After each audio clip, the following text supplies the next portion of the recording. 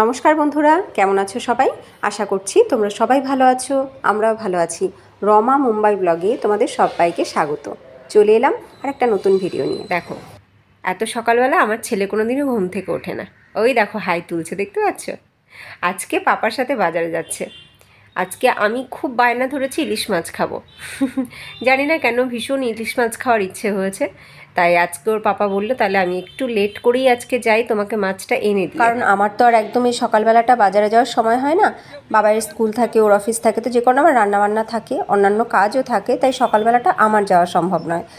আর একদম সকাল সকাল না গেলে ইলিশ মাছটা পাওয়া যায় না। অন্য মাছ থাকবে বেলা 2-3টে পর্যন্ত মার্কেটে গেলে পাওয়া যাবে, কিন্তু ইলিশ মাছটা পাওয়া যায় না। কারণ ইলিশ মাছটা তো শুধুমাত্র আমাদের বাঙালিরাই বেশিরভাগ কেনে, তো সেই বাঙালিদের টার্গেট করে অল্প করেই মাছ আনে ইলিশ মাছটা আর কি। তো যে কারণে খুব তাড়াতাড়ি ওটা শেষ হয়ে যায়। তাই আজকে আমার শখ পূরণের জন্য আমার বড় একটু দেরি করেই অফিস যাবে বলল। যাই হোক, আমি তো ভীষণ খুশি। চলে এসেছে ওরা মাছ নিয়ে। এই দেখো, চলে এসেছে মাছ নিয়ে। এই যে কালো প্যাকেটটার মধ্যে রয়েছে মাছ, এই যে মাছ। এই দেখো, এই হচ্ছে মাছ। মাছও কাটিয়েই নিয়ে এসছে, কারণ বাড়িতে গোটা মাছ আনলে কাটতে আমাদের অসুবিধাই হবে। 1.5 কেজি মাছ এনেছে এখানে। দেখো, ভালো বড় বড় সাইজই হয়েছে, কিন্তু ডিম নেই। এটাই আফসোস রয়ে গেল, ডিম নেই। 500 গ্রাম করে বোধহয় একটা মাছ ছিল, 500 গ্রাম ওয়েটের। তো 3টে মাছ আছে এতে, 1.5 কিলো মাছ টোটাল। তো এখন এই 1.5 কিলো মাছ তো রান্না করবই না, এখন মাত্র কয় পিস এখান থেকে নেব, নিয়ে শুধু ভাজবো। কারণ এখন আর অন্য কোনো রান্না করবার সময় নেই। ওর প্রচণ্ড তাড়া, ও এখন চলে গেছে স্নান করতে। ও স্নান করে বেরিয়েই ও অফিস যাওয়ার জন্য রেডি হবে।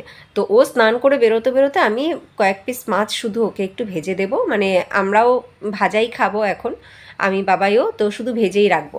আর যা রান্না করা সেটা রাতে করব, কারণ এখন আমি কোনো কিছু রান্না করলেও সেটা ও আর গরম গরম খেতে পারবে না। ও তো এখন অফিসের জন্য বেরিয়ে যাবে, আর বাবাইও স্কুলের জন্য বেরিয়ে যাবে। তাই কোনো কিছু এখন আর করবো না, রাতে করব যা করার। এখন শুধু কপিস মাছ এখান থেকে নিয়ে শুধু তাড়াতাড়ি করে একটু ভেজে দিই, যাতে ও ভাজা মাছটা দিয়ে ভাত খেয়ে যেতে পারে। পরিষ্কার করে ধুয়ে ঠুয়ে নিলাম। এই 5 পিস মাছ এখন নুন হলুদ মাখিয়ে শুধু একটু ভাজবো।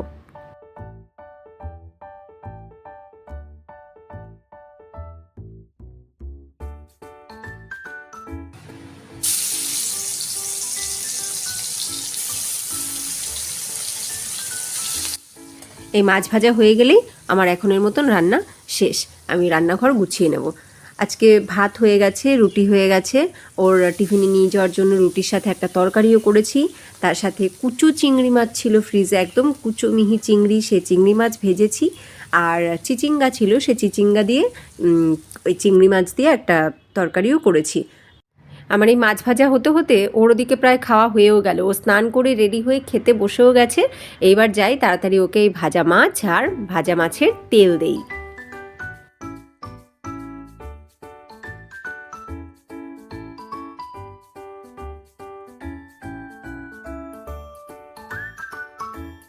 আজকে আমার এই শখ পূরণের জন্য ওর অফিস যেতে অনেক লেট। এখন 9:30 বেজে গেছে। ছোটবেলায় ও কোনোদিনই অফিসের জন্য বেরোয়নি। আজকে প্রথমবার এত লেট করে যাচ্ছে, তা আবার বউয়ের শখ পূরণের জন্য। যাক। আর এদিকে বাবাই বসে বসে দেখো কি করছে, ও করছে ড্রয়িং।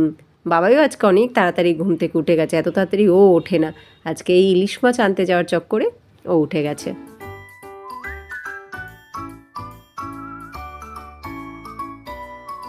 যা কোনো দিনও হয় না, আজকে সেই রকমই ঘটনা ঘটছে। আজকে আমিও ব্রেকফাস্ট সারছি, কিন্তু ভাত দিয়ে। তার কারণ হচ্ছে আমিও লোভ সামলাতে পারলাম না। গরম গরম ভাতের সাথে এই গরম গরম ইলিশ মাছ ভাজাটা আমিও আর লোভ সামলাতে না পেরে বসে পড়লাম আজকে ভাত নিয়ে। যদিও রুটি করা রইলো, তো রুটিটা আজকে আমি লাঞ্চে খাবো, আর ভাতটা এখন ব্রেকফাস্টে খেয়ে নিচ্ছি আমি। ও খেতে খেতে আমি ওর টিফিন গুছিয়ে দিয়েছি। তা ও বেরিয়ে গেল, আমিও সাথে সাথে খাবার নিয়ে বসে পড়েছি। বাবাই কিন্তু এখনও ড্রয়িং করছে।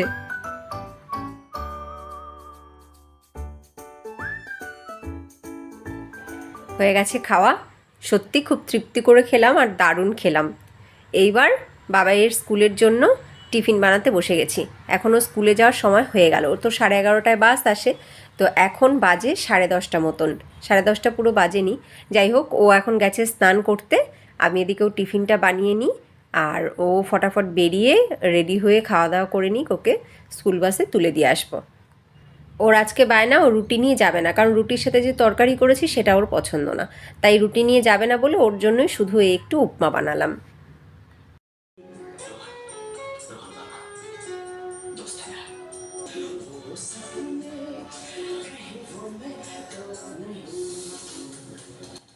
আচ্ছা, তোমাদেরকে একটা কথা বলি। ভাবছিলাম বলবো কি বলবো না, তাও ভাবলাম না, তোমরা আমার পরিবারেরই সদস্য, আমার বন্ধু তোমরা, তোমাদের সাথে কথাটা শেয়ার করাই যায়। সেটা হচ্ছে, তোমরা কি আমার চেহারায় কিছু পরিবর্তন দেখতে পাও? আমাকে কি দেখতে দুর্বল লাগে? দিন ধরে না একটু দুর্বল অনুভব করি, খুব উইকনেস আসছে। তো আমাকে নিয়ে ডাক্তারের কাছে গেছিলো, সেগুলো তোমাদের সাথে শেয়ার করা হয়নি।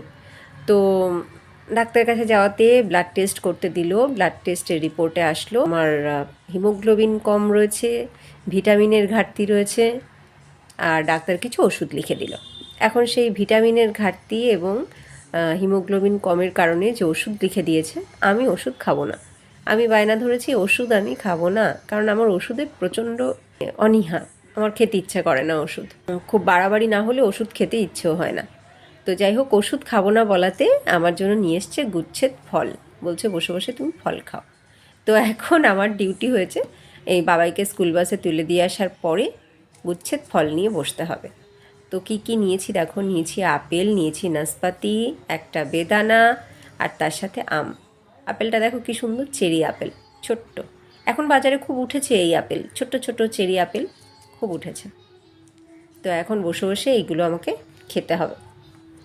আমটা কী আম তা কিন্তু আমি জানি না, এর নাম বলতে পারবো না, তবে খেতে খুব খারাপ নয়, মিষ্টি আছে।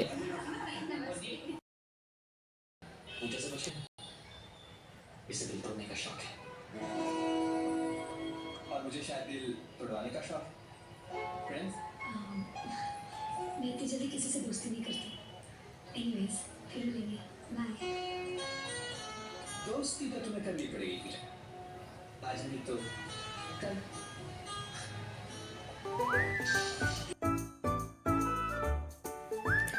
কিচেন সাফ সাফাই আর ঘরের অন্যান্য সমস্ত কাজ যা বাকি ছিল সব করে নিয়েছি। সব করে নিজে ফ্রেশ হয়ে নিয়ে এইবার আমি একটু ফ্রি হয়েছি। ঘরের কাজ সব হয়ে গেলে তখন গিয়ে সত্যি মনে খুব শান্তি লাগে। ওই বাবাকে স্কুল বাসে তুলে দিয়ে আসার পরে একটু সময় একটু বসি, সেই সময়টুকুতেও এই বসে ফল খেলাম। তারপরে ঘরের অন্যান্য সমস্ত কাজ যা বাকি ছিল সব করে নিয়েছি।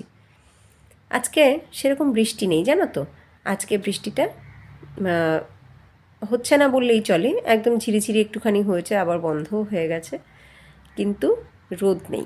রোদের কিছুই দেখা যাচ্ছে না কদিন ধরে, রোদ উঠছেই না। আজকে প্রায় এক সপ্তাহ মতন তো হয়েই গেল, এক সপ্তাহের বেশি হবে, কম না। রোদের দেখা নেই সেভাবে, কিন্তু বৃষ্টিও আজকে সেরকম নেই। আমার গাছগুলো এত সুন্দরভাবে হয়েছে, আর ওই বর্ষাকালটা আসার পর থেকে যেন গাছগুলো আরও সুন্দর, মানে সতেজ সবুজ হয়ে উঠেছে। এই হচ্ছে আমার স্নেক প্ল্যান্ট। এই স্নেক প্ল্যান্টটাকে এক জায়গা থেকে কুড়িয়ে এনে লাগিয়েছিলাম, কি সুন্দর হয়েছে এখন। আর এই হচ্ছে সিঙ্গোনিয়াম, মনে আছে ঘুরতে গিয়ে কুড়িয়ে এনেছিলাম, সেই গাছটা এখন কী যে সুন্দর হয়েছে, কী যে ভালো লাগছে দেখতে সিঙ্গোনিয়ামটা।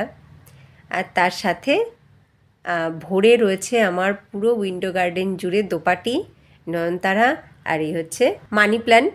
দেখো মানি প্ল্যান্টগুলো কি সুন্দর গ্রো করেছে, খুব সুন্দর গ্রো হয়েছে মানি প্ল্যান্টগুলো। আমার তো এখন এদেরকে দেখলে ভীষণ ভালো লাগে। মানি প্ল্যান্টগুলো খুব ভালো লম্বা হয়েছে, কিন্তু এদেরকে ঠিকভাবে রাখা হয়নি। আমার মনে হচ্ছে এদেরকে অন্য রকমভাবে রাখলে এদের শো আরও বাড়বে। এখন আমার এই দোপাটি গাছে যে কবে ফুল ফুটবে সেই অপেক্ষাতেই আমি আছি।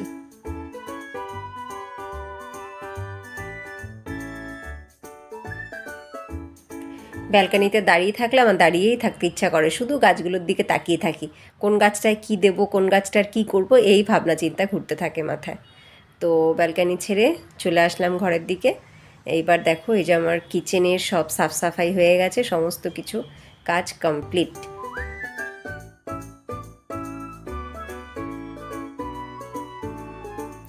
বিকেল গড়িয়ে এখন সন্ধে, আমার বর অফিস থেকে ফিরল। এই দেখো অফিস থেকে ফেরার সময়ও আবার সাথে করে কতগুলো ফল নিয়ে এসছে।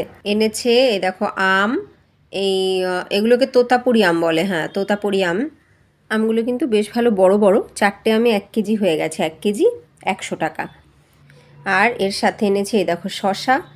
এই সাদা শশাগুলো এখানে খুব পাওয়া যায়, এরা তো এখানে শশাকে বলে কাকরি বা ক্ষীরা।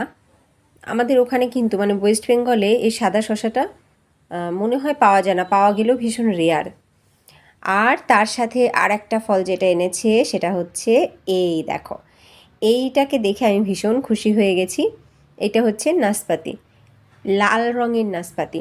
ভেতরটা কিন্তু লাল না, ভেতরটা নর্মাল কালার, বাট উপরটা হচ্ছে এরকম লাল, দেখতেই বেশ অ্যাট্রাকটিভ।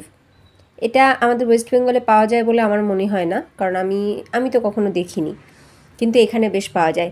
এই ফলটা এখন এনেছে তো এখন একটু শক্ত আছে, এটাকেই 3-4 দিন রেখে দিয়ে খাবো, একদম জুসি হয়ে যাবে। দারুণ খেতে হয়, দারুণ খেতে হয়। আর এর নাম আমরা তো বলি নাশপাতি, আর এখানে এরা বলে পের। পেয়ারাকে বলে পেরু আর একে বলে পের। তো যাই হোক, এখন এই ফল টাকা দিয়ে কিনে এনেছে, এগুলোকে আমাকে এখন গুছিয়ে রাখতে হবে আর বসে বসে খেতে হবে। এই পের নিয়েছে 1 কেজি 80 টাকা, আর আম নিয়েছে 100 টাকা, আর শশা নিয়েছে 40 টাকা না 50 টাকা বলল। তো যাই হোক, এখন এগুলোকে সব বক্সে করে সুন্দর করে গুছিয়ে রেখে দিই। এ দেখো আগেরও 3টে আম ছিল, আবারও আজকে নিয়ে আসলো আম। এগুলো হলো চৌষা আম, আর এগুলো কিন্তু সত্যি ভীষণ মিষ্টি। তো এই বক্সের মধ্যেই এখনের 2টো আমও রেখে দিলাম একসাথে, আর এই যে শশাগুলো রেখে দিলাম আর একটা বক্সে। এইভাবে বক্সে করে রাখলে ফল বা সবজি বেশ কয়েকদিন বেশ ভালো থাকে। তো হয়ে গেল সবগুলোকে গুছিয়ে রাখা। এইবার শুরু করি রাতের রান্না। আজকে রাতে ইলিশ স্পেশাল ডিনার হবে। তো ইলিশ স্পেশাল ডিনারে আজকে 2টো ইলিশের প্রিপারেশন তৈরি করছি। তো 2টো প্রিপারেশনের রেসিপি তোমাদের সাথে আজকে শেয়ার করছি আমি। তো প্রথমে বানাবো যেটা ইলিশ পাতুরি। ওর খুব ইলিশ পাতুরি খাওয়ার ইচ্ছা হয়েছে, তো অফিস থেকে ফেরার পথে ওই ফল সবজির পাশাপাশি নিয়ে এসেছে কলা পাতাও। তো কলা পাতা আমি সাইজ মতন কেটে ভালো করে ধুয়ে রেখে দিয়েছি। এইবার মিক্সচার গ্রাইন্ডারের মধ্যে নিয়ে নিয়েছি আমি সর্ষে, জিরে আর পোস্ত। সর্ষে আর জিরের পরিমাণ প্রায় সেমই নিলাম, আর তার সাথে একটু বেশি পরিমাণে নিয়েছি পোস্ত। এইবার এইগুলোকে খুব ভালো করে আমি প্রথমে গুঁড়ো করে নেব। তো দেখো এই যে গুঁড়ো করে নিয়েছি আমি সর্ষে, জিরে এবং পোস্ত।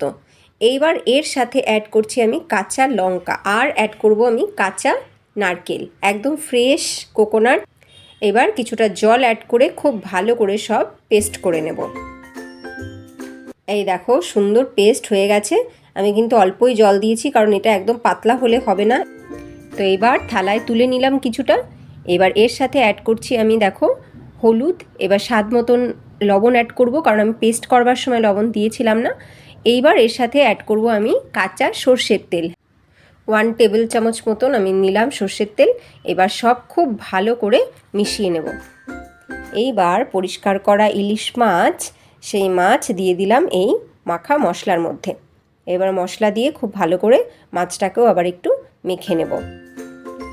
এইবার কলাপাতার উপরে আমি রাখছি ইলিশ মাছ। আচ্ছা, আর একটা কথা তোমাদের বলি, কলাপাতায় পাতুরি করতে গেলে যারা বানাও তারা অবশ্যই জানো, যারা বানাও না তারা জেনে রাখো পাতাটাকে আগে একটুখানি আগুনে সেঁকে নিতে হবে, তাহলে পাতাটা নরম হয়ে যাবে। যখন এই মাছটা দিয়ে আমি পাতাটাকে মুড়বো তখন পট করে পাতাটা ফেটে যাবে না।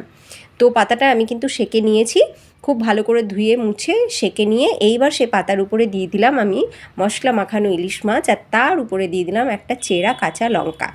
তো এইভাবে প্রথমে 3টে মাছকে 3টে পাতার উপরে নিয়ে হাত ধুয়ে তারপরে আমি এগুলোকে মুড়ে নেব। তো দেখো 2টো মাছ নিয়েছি, 2টোর উপরেই আমি চেরা কাঁচা লঙ্কা দিয়েছি। আর এই লাস্ট যেটা বানালাম এটাতে চেরা কাঁচা লঙ্কা দিইনি, কারণ এটা বাবাইয়ের জন্য বানাচ্ছি। তো এবার হাতটা ধুয়ে নিয়ে এইবার খুব ভালোভাবে আমি পাতা মুড়ে নিচ্ছি।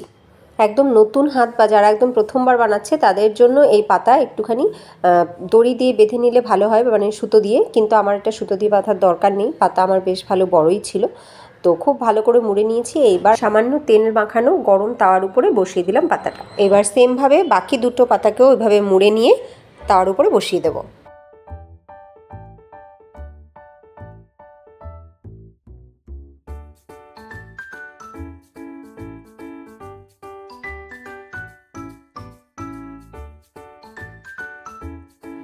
ফ্লেম একদম লো রেখে উল্টে পাল্টে সেঁকে নিতে হবে। একটা সাইড ভালোভাবে হয়ে যাওয়ার পরে তারপরে উল্টে দিতে হবে।